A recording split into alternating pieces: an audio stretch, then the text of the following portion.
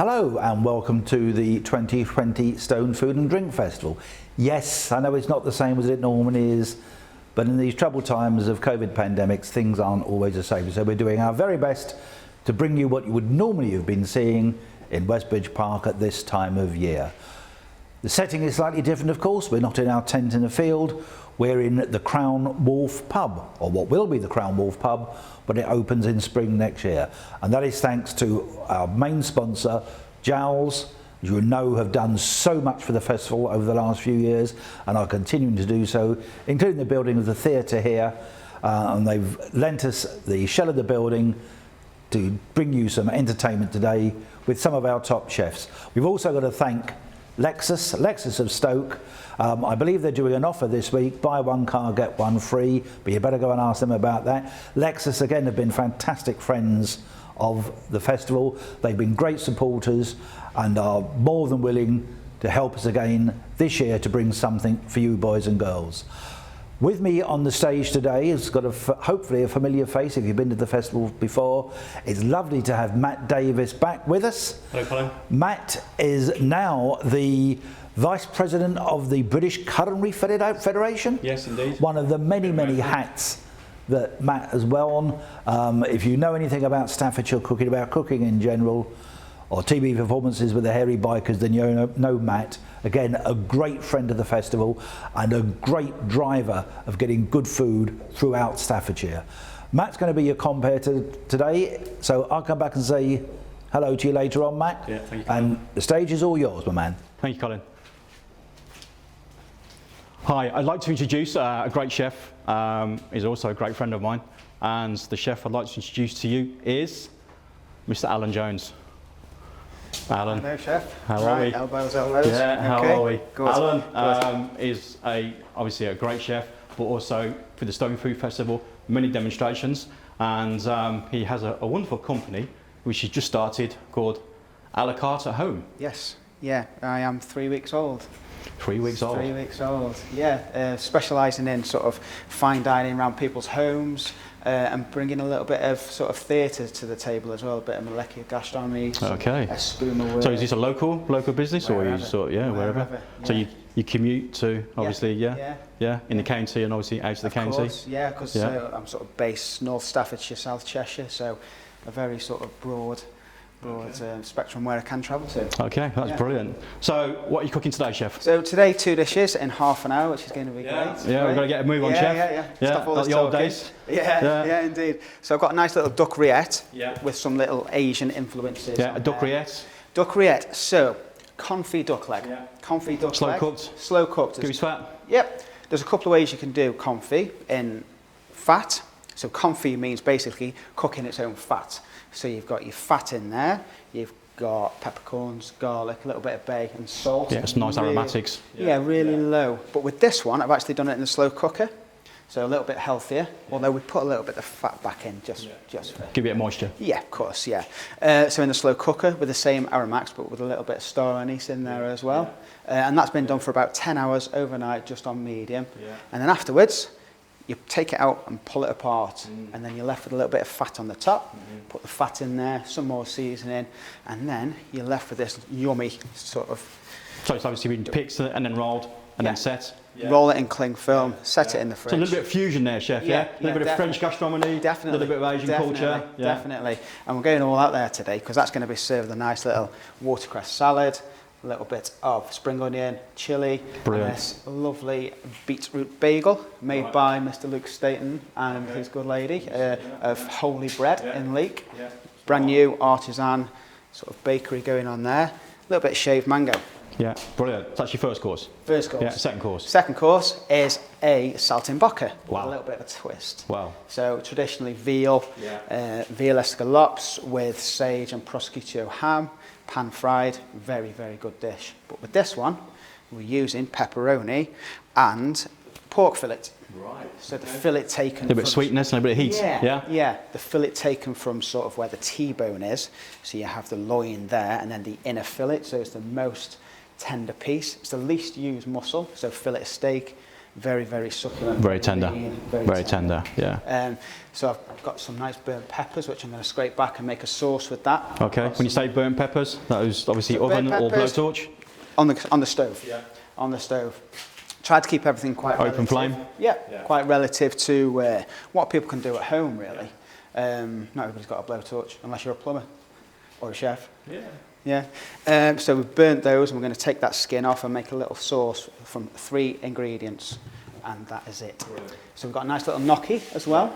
Gnocchi with artichoke, truffle, and parmesan. So Okay, gnocchi, Italian dumpling? Yeah, Yeah, exactly. potato? Potato, flour, egg yolk, very, very sort of umami, very rich flavours going on. Yeah, and you poach those, are you? Yep, poach. Should we start cooking, chef? Yeah. Should we start cooking? Right, I'm going to get the gnocchi in. I'll show you what I did with the gnocchi. So it's mashed potato, flour, egg yolk, parmesan, and then this delicious stuff. It's truffle and artichoke pesto. Wow. Now that smells just unbelievable. Can I smell that? Unbelievable. Is available at Tesco or any other supermarket, because again, I just want to keep it relative to what people can get hold of. Right, so what I did with that's the mix that I did yesterday. And to make these roulades, and the same with that one, get a layer of cling film. Double layer, because we will be poaching that in the water and we don't want it to split. There goes my water bottle. So we're just going to start layering it out. Any specific sort of potato using for the gnocchi? No, not really. You just want Not too waxy? not too waxy, chef. Yeah. So layer it up like that. And get the fold across it, and then you need to pull that back so it's nice and tight, almost tucking it in. And fold, keep pulling back, and rolling. Twist, and keeping your fingers tight. Yeah, nice and tight, taking the air out. Yep. One. And So same are again. we just poaching those gnocchi, are we? Yeah. So what we can do with normal gnocchi is to roll it out in the sausage, to cut it up, and then to shape it on the back of a fork. That's kind of traditional. But with this one, it seems to hold the shape really, really well. So it's like a boudin. Yeah. Boudin like a savoury sausage. Yeah. It's going back a bit, chef. So there we are. That's what we've just put in the water, which will turn up a little bit. That's our lunch, chef. Right, so as I said before, we've got this delicious beetroot bagel that we're just going to slice up. The colour on that is amazing. Nice bit of beetroot powder through the middle. Just gently warm that in the oven. Don't let me forget, chef, will you? No, try not to. I probably will, but No yeah. time as today. So then we have our duck rillette. Now you can serve this pressed in these kind of tins, and then you put like a layer of fat over the top, like clarified butter or some of the actual cooking fat on the top. The actual story of rillette, isn't it, is when the peasants of French, when they were cooking many years ago, actually rillette the food, cover it with the goose fat, and obviously it acts as a preservative because there's no refrigeration. Yeah. Very, very classical. And they never go away, do they, these sort of methods? They never No, go absolutely, away. yeah, They yeah, never go yeah. away. That's why they are the classics. And they're always like the cheaper cuts as well. And Yeah, absolutely, cheese. yeah, full of flavour. Yep, definitely.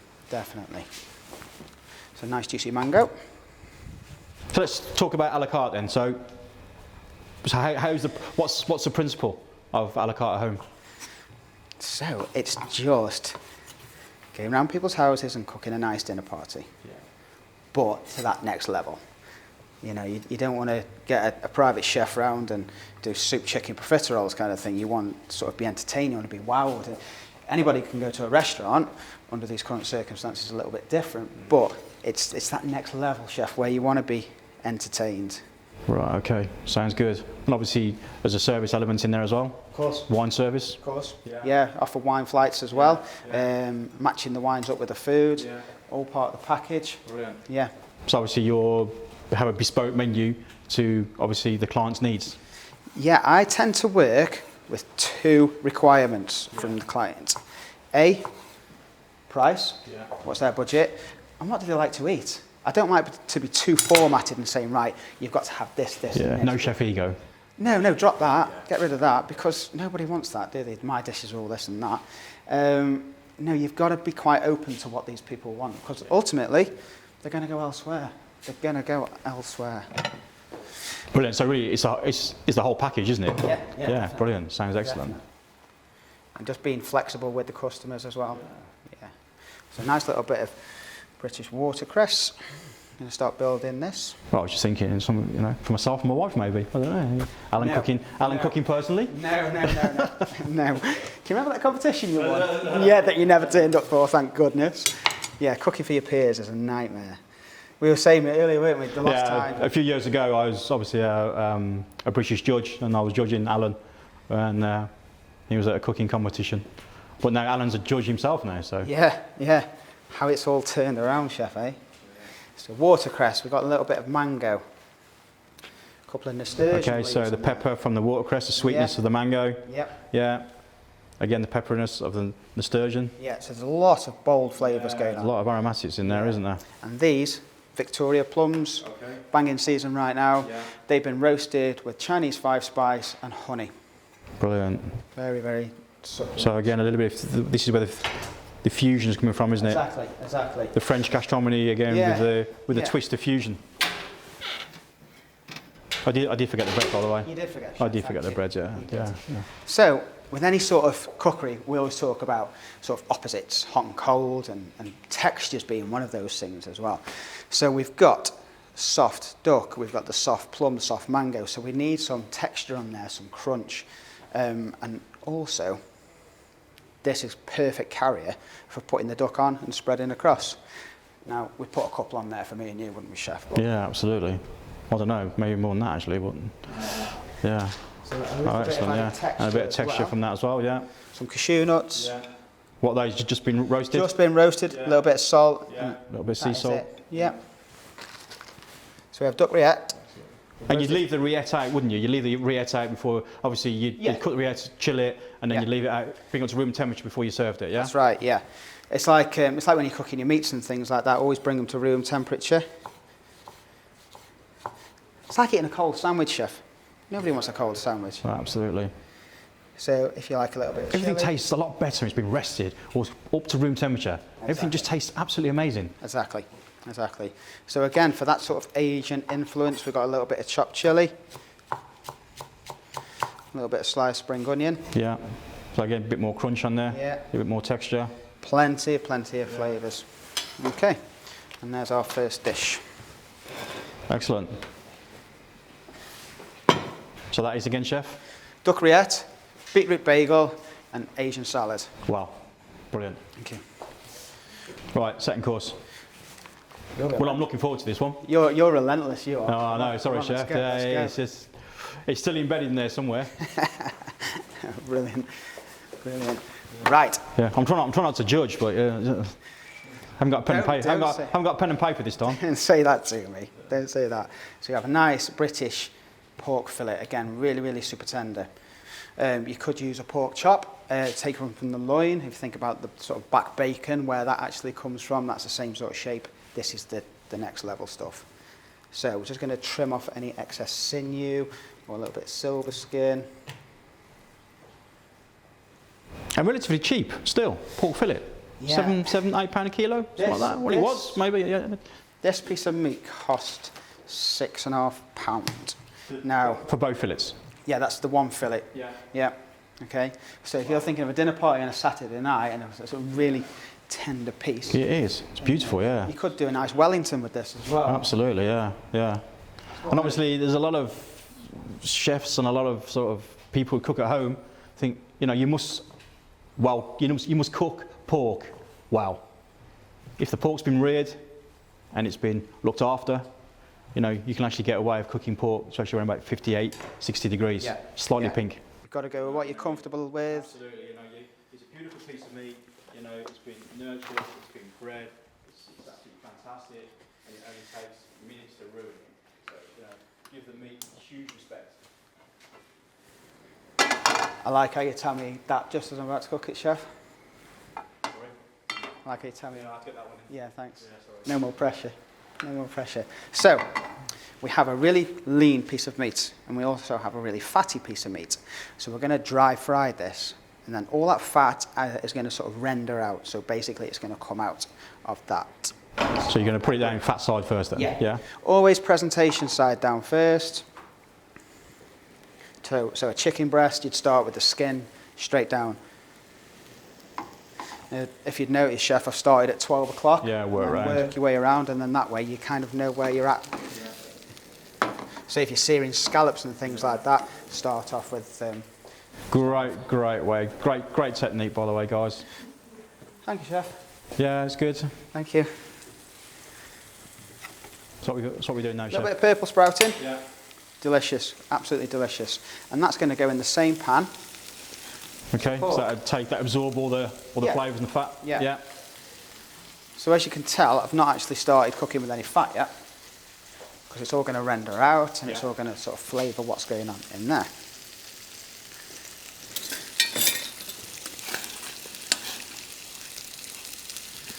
Right, so we have some little shallots. Now, people will look at those little shallots and go, oh, I can't be bothered. I can't be bothered with them. I'm not using them. I'm using banana shallots, or I'm using onions. But the reason why we use shallots is they're a lot sweeter, a lot sweeter. And when you've got a delicate dish, sauce beurre blanc and those sort of things, you'd use your shallots. So a nice little trick to peeling these is to soak them in boiling water. Not for long, but just to soften the outer skin, and then... Just literally a 10-second blanch. Bush. That's all you need. So what I'm going to be looking for on here is just quite rustic. So thinly sliced. And again, cook very quickly, don't they? Yeah.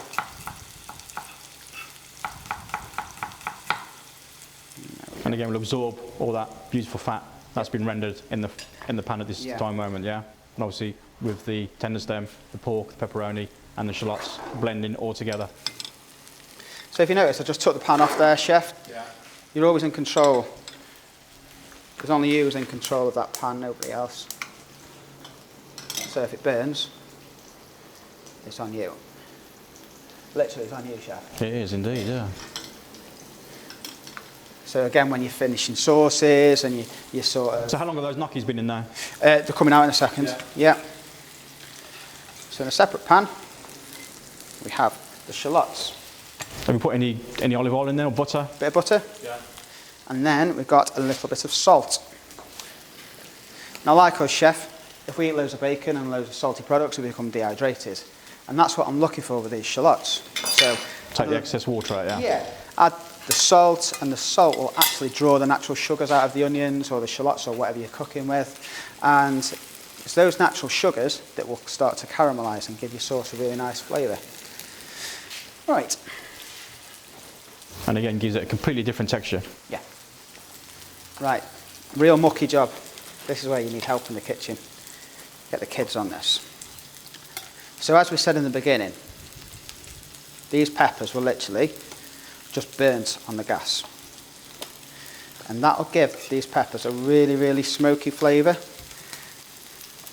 Really, really delicious, smoky, full-on flavour. And it cooks them as well. So you no need further cooking. So we're going to take... So you'll be adding the peppers the last minute, won't you? Yeah, that's right, yeah. Yeah. Definitely. As we call à la minute. Indeed. Indeed. So we got yellow pepper there and red pepper? Yeah. Yeah. The green ones tend to be a little bit bitter, so I wouldn't really use those. Because we're building up the flavours, we're building up the sweetness with the caramelisation of the shallots. Yeah, you can smell, you can start to get the aromas now of actually what's cooking in the pan. That's a relief. Hmm.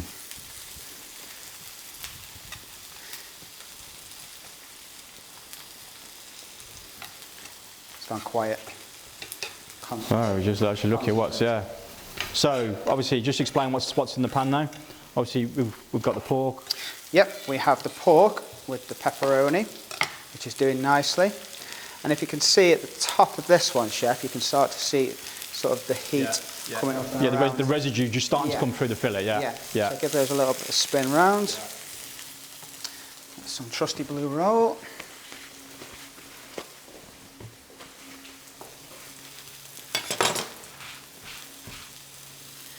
Just give these and again, we're just talking 2 or 3 minutes, aren't we?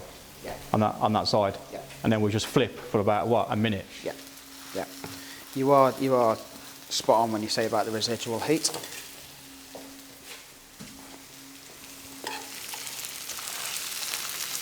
Yeah, nice bit of colour, caramelisation. Yeah. Okie dokie. Coming together nicely.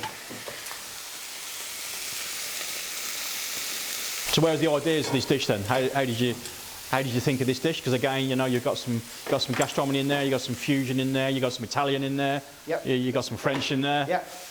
So, the saltimbocca, I love saltimbocca anyway. I think it's one of those go-to meals that you're like, this can work with chicken breast, it can work with turkey, obviously veal, nice turkey or scallops it works really, really well with. And I was at work the other night and one of the customers, they were on a keto diet, ketosis, so a lot of fats and a lot of protein. The old Atkins diet, wasn't it? Certainly very similar, yeah. And that's where that kind of thing comes from. And I put a little bit of feta cheese on there and I was like, oh, this can kind of work. And going down the Italian route. Okay. Pork out into the tray. Yeah, just rest. Yep. You've got to remember, the pork is a muscle. It's a run of sinews, it's a run of muscular strands. And when you're cooking that muscular strand, it's shrinking and shrinking and shrinking. And what we're after is actually to just relax. We keep going on about it, Chef, don't we? We keep going on about it to everybody we present to. I mean, it's actually said if you do a beautiful roast chicken at home, you know, the chicken can take 1 hour, 50 minutes. You'll actually rest it for 1 hour, 50 minutes before you even slice it. It's like bizarre. It really is. So what I've done there, I've got the garlic bulb and I've just crushed it. Skin on, root on, everything. And that's gone in the oil with the shallots as well. And that's just going to adding layers of flavour. Gently infusing. That's all we're after. Right, just get the remainder of the black bits off.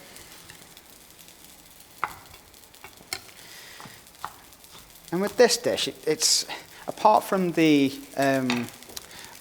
gnocchi, everything else is kind of.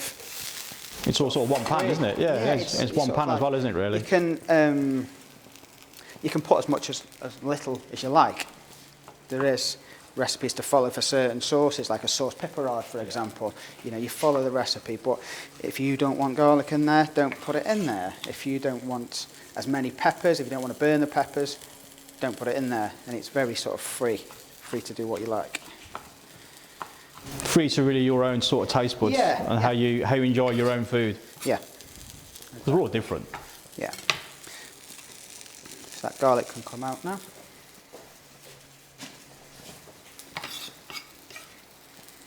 So they've been fine diced, have they? Yep, just fine dice. It's all very rustic. Mix in with the shallots and butter. Yeah.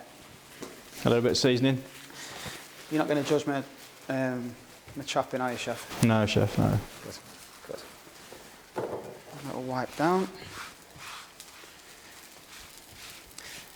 So we're actually near enough there, aren't we, with the building blocks of the dish now, aren't we? Yeah, exactly.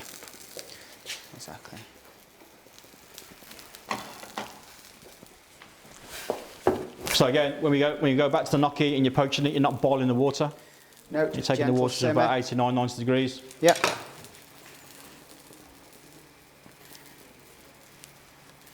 So give that a little twist. The smell of that parmesan and the artichoke, it's just stunning. Nice bit of truffle. When you say artichoke, Jerusalem artichoke? Yep, Jerusalem artichoke, yep. Yep.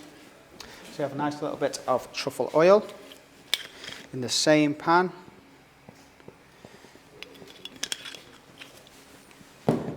Okay, so the truffle oil mixed again, obviously with the cooking fat of the pork and the pepperoni, all mixed together. Yep. But what we're going to do now is sear cut and seal a gnocchi. Yep.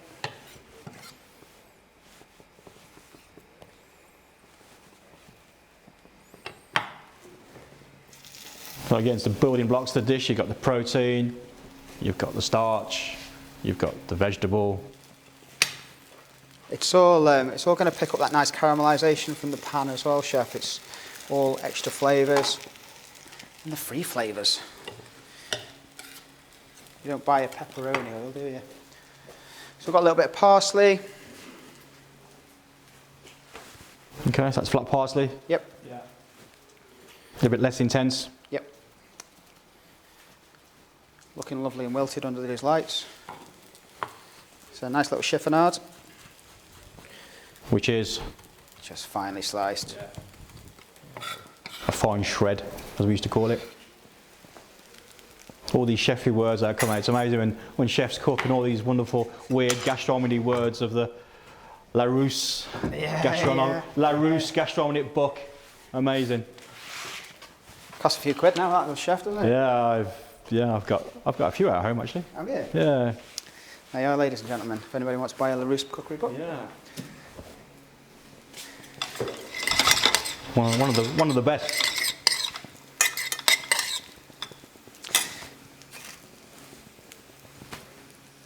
A little bit of salt and pepper.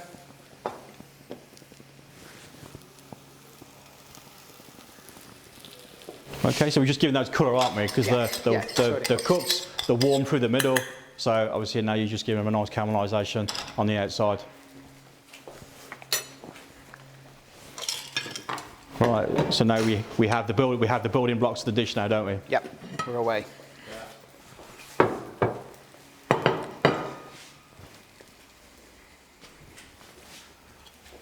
I think we've got 5 or so minutes, chef. All right.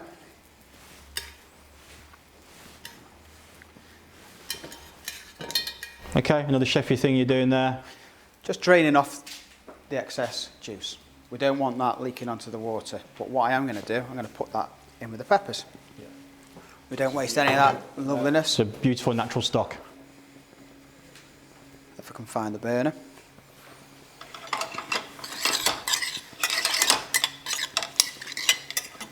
Right. Right, super. So we're starting to plate up now. So The peppers. peppers, shallots, Yep. seasoning. Yep. Yeah, excellent. Nice and tight.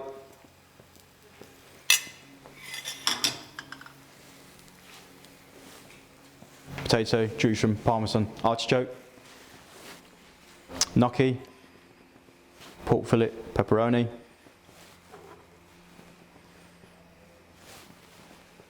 sprouting broccoli. Beautiful height, texture, colour. Just because we can, we're going to put a little bit of extra truffle oil just around it.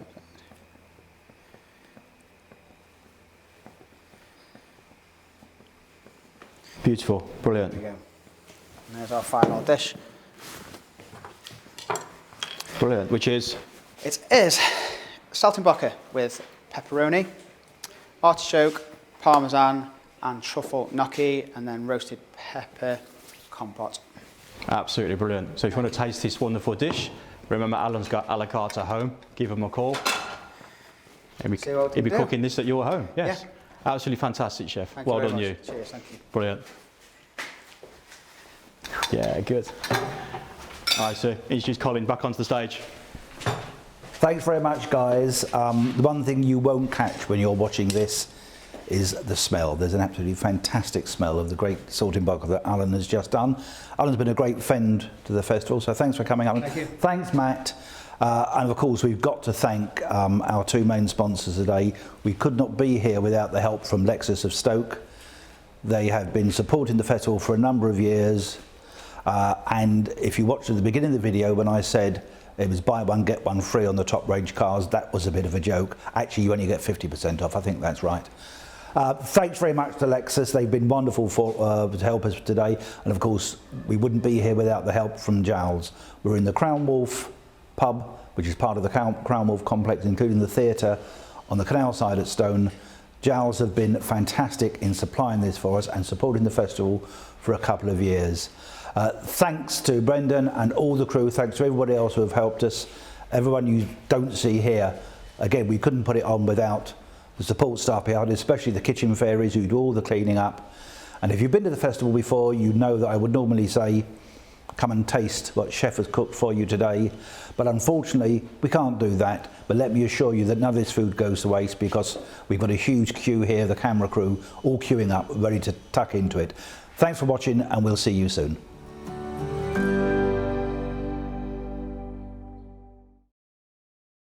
You have just been watching Allan Jones, Chef Director of à la carte at home.